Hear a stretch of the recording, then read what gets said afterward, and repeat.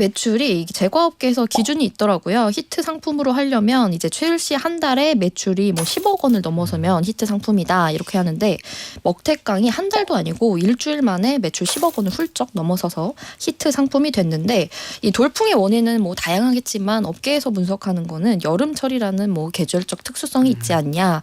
예를 들면 요즘에 아사히 맥주, 생맥주도 인기인데 네. 여기에 딱 먹태깡 먹으면 뭔가 맥주 수요가 높기 때문에 이 맥주 안주 이렇게 느낌 나기 괜찮지 않겠냐 이런 얘기가 있고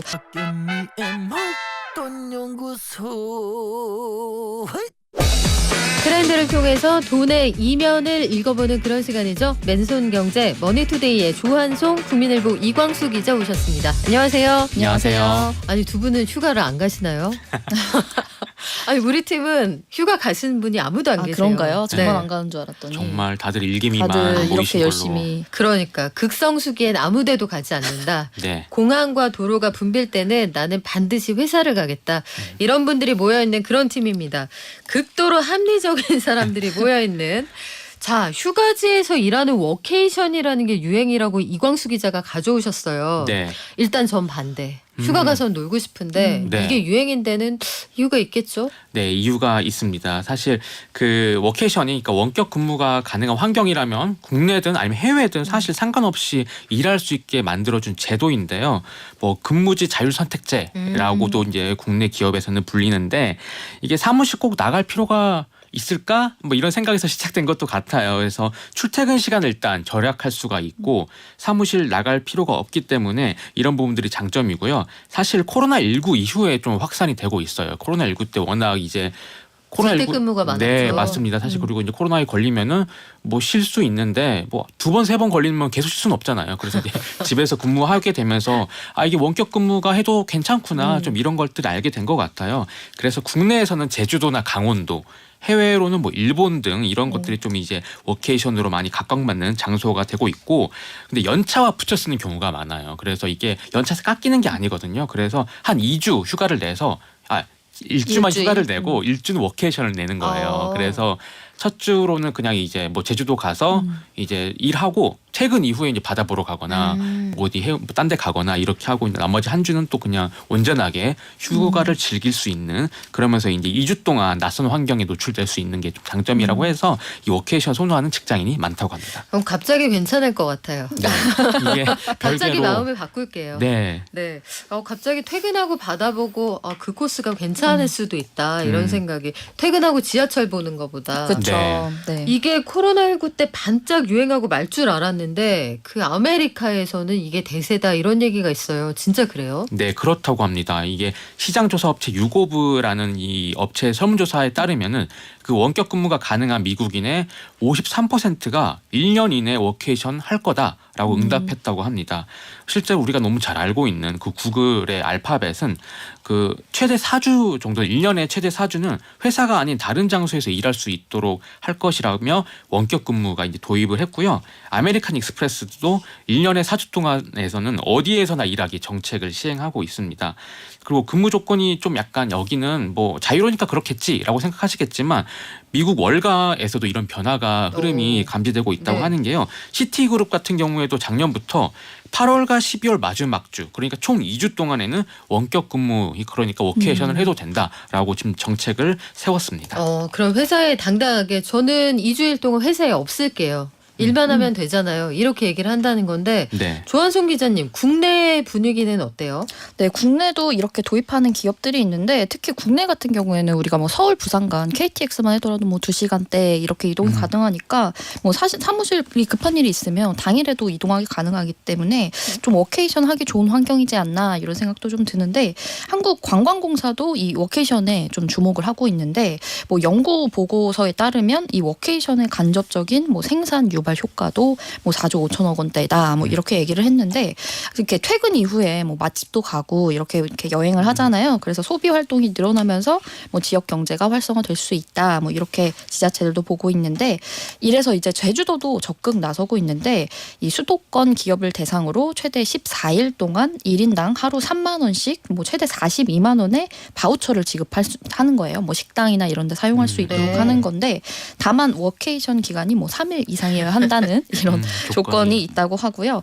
뭐 울산광역시도 뭐 여행 플랫폼하고 손잡고 뭐 일과 휴가를 병행하는 이 워케이션 목적으로 이제 뭐 숙박비 할인권을 제공하고 뭐 이렇게 지자체들도 조몽을 하고 있다고 합니다.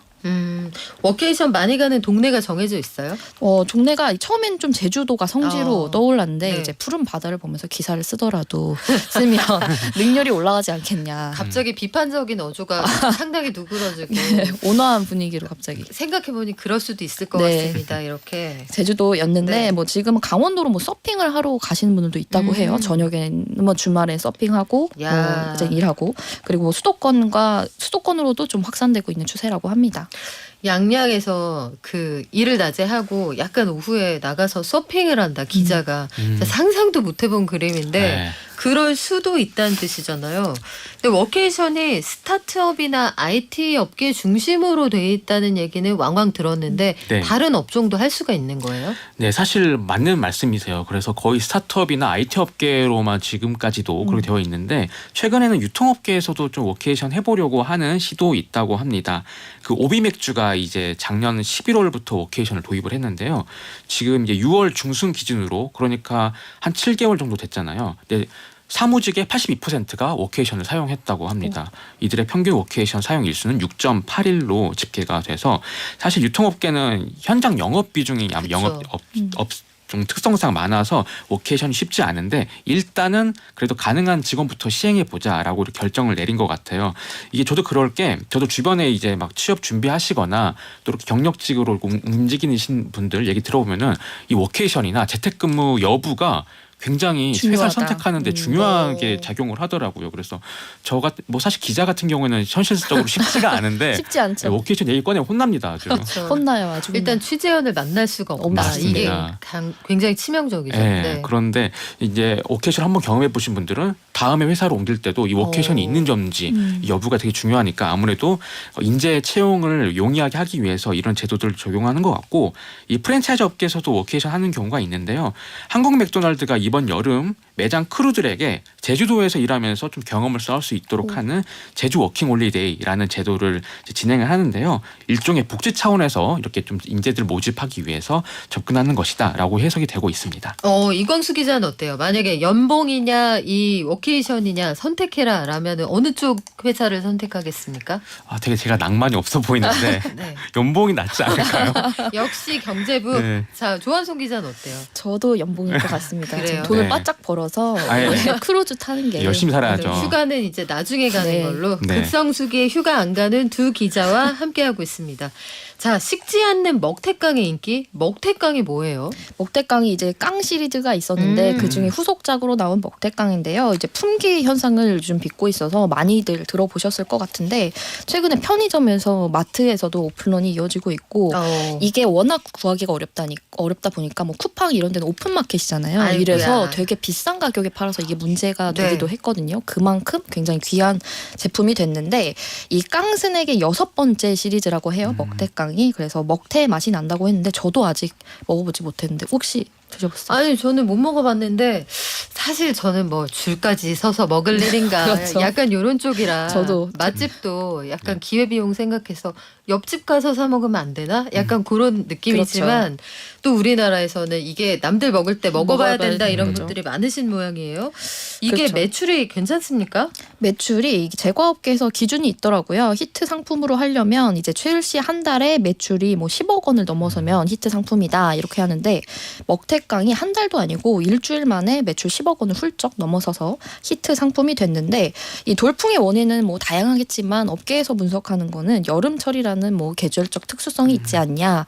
예를 들면 요즘에 아사히 맥주, 생맥주도 인기인데 네. 여기에 딱 먹태깡 먹으면 뭔가 맥주 수요가 높기 때문에 이 맥주 안주 이렇게 느낌 나기 괜찮지 않겠냐 이런 얘기가 있고 또 여기서 사실 마케팅 내용도 요소가 또 좀 반영이 된 게 편의점에서 뭐 이제 발주 물량을 제한해서 워낙 품귀 현상을 빚다 보니 좀 더 이런 유명세를 탄 것 같기도 하고 뭐 최근에 계속 이어지는 얘기지만 뭐 한정된 상품을 더 갖고 싶어하는 뭐 이런 구매 욕구에다가 유행에 민감한 뭐 MZ 세대의 특성 그리고 뭐 SNS에서 입소문 이런 것들이 다 어우러져서 작용한 듯합니다. 그래요. 그리고 그 SNS 활발하게 하시는 한 재벌가 일원이 예. 또 올리셔서 그렇기는 한데 먹태깡 때문에 오픈런까지 한다. 이게 진짜 그래요?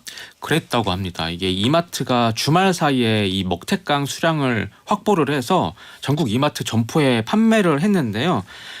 가격은 개당 1,360원에 판매를 했는데 판매 수량이 1인당 2개로 한정이 됐습니다. 그래서 이걸 보면은 그 점포에서 개점 시간 30분 앞두고 네. 이마트 앞에서 다들 대기하고 있다가 이 더위에. 네, 대기하고 있으니까 당연히 마트 관계자분들은 번호표를 이렇게 배부를 했고 이 대기 고객만으로도 준비한 먹태깡 물량이 모두 판매가 됐기 때문에 그냥 번호표 안 받으신 분들은 뭐 가봤자 이 먹태깡 구경도 못했다는 그런 해프닝이 있었다고 합니다. 아니 우리 그 청취자분들도 먹어봤는데 글쎄 뭐 저는 그렇게까지 이런 반응도 있고 약간 매콤한 맛이 나요. 그런 맛입니까? 먹태라는 게 원래 그 북어 어린 북어 얘기하는 거잖아요. 그 네. 호프집에서 예전에는 막 서비스로 주던. 네. 요즘에 시켜 먹어야 됩니다. 근데 요즘에는 그게 잘 안 잡히니까 그래서 거의 대부분 수입산이거든요. 러시아 수입산. 요새는 귀해졌다라고는 하는데 아니 조한송 기자님 예전에도 허니버터칩이라는 과자 대란이 있었잖아요. 근데 아주 간단하게 생각해 보면 많이 만들면 되지 않나? 이런 그쵸. 생각이 들어요. 많이 만들면 되지 않아요? 저도 아직 거기 의문점을 갖고 있는데 이들의 입장은 뭐 네. 일단 들어보면 그래서 뭐 일부러 이렇게 제한된 물량을 판매해서 구매하기 힘들수록 네. 더욱더 갖고 싶어하는 이 구매욕을 자극하는 게 이른바 헝거 마케팅이라고 하는데 이런 헝거 마케팅을 제과업계에서 또 한 게 아니냐 뭐 이렇게 얘기하는데 이 농심에서는 현실적으로 불가능하다 이렇게 주장을 하고 있는데 뭐 과자의 경우 이 종류별로 생산 라인 제각각이라고 해요. 그러니까 지역별로 공장이 좀 나눠져 있는데 그래서 아무리 인기가 높아도 생산 물량을 한꺼번에 뭐 늘리는 게 불가능하다 뭐 이렇게 주장을 하는데 예를 들면 뭐 부산, 구미, 아산, 양산 등의 공장이 있지만 부산에서 생산되는 다른 스낵 생산 물량을 다른 데로 옮기고 부산에서 먹태깡을 뭐 집중 생산하는 계획도 8월이 돼서야 이렇게 가능해졌는데 이게 바로 이렇게 한꺼번에 늘리는 게 불가능한 이유다 뭐 이렇게 얘기를 하고 있고 그래서 이제 농심은 뭐 출시 초기에는 하루 약 5만 봉지를 생산했지만 지난 10일부터 뭐 30% 늘렀는데 8월에 뭐 지간 휴가철이 끝나면 뭐 더 늘리겠다 뭐 이렇게 밝히긴 했거든요. 하지만 뭐 지금의 수요로 봐서는 이렇게 생산량이 늘어나도 이렇게 수요를 맞출 수 있을지는 뭐 장담하기 어려운데 그래서 뭐 이런 얘기도 있어요. 그래서 생산 라인을 좀 증설해 보는 거 어떻겠냐 뭐 이런 얘기도 있는데 농심 측은 일단 지금은 뭐 계획이 없다고 하고 뭐 그도 그럴 것이 이게 이렇게 바짝하지 뭐 6개월 이상 지속되는 경우는 좀 드물긴 했거든요. 인기가. 그래서 초반에 뭐 폭발적 인기를 끌었다고 했다가 뭐 라인을 증설하고 나서 수요가 줄면 이 업계에선 또 어려움이 있기 때문에 그거는 뭐 한계가 있다 이렇게 얘기를 하고 있습니다. 그러게요. 또 시설 투자를 한 번에 했다가 인기가 없어지면 이게 또 골칫거리가 될 수 있다. 근데 항상 이 흐름이 한 번 확 불타오르다가 또 지나가더라고요. 맞습니다. 한동안 그 일본 맥주 네. 뚜껑이 크게 열린다고 하는 그거 이제 구하기 쉬워졌잖아요. 또 그러다 맙니다. 조금 기다려 보시면. 재활용 관련해서 유통업계의 변화의 바람이 또 있다. 식사이클링? 이거는 조어가 좀 어색한데 네. 이광수 기자님. 네.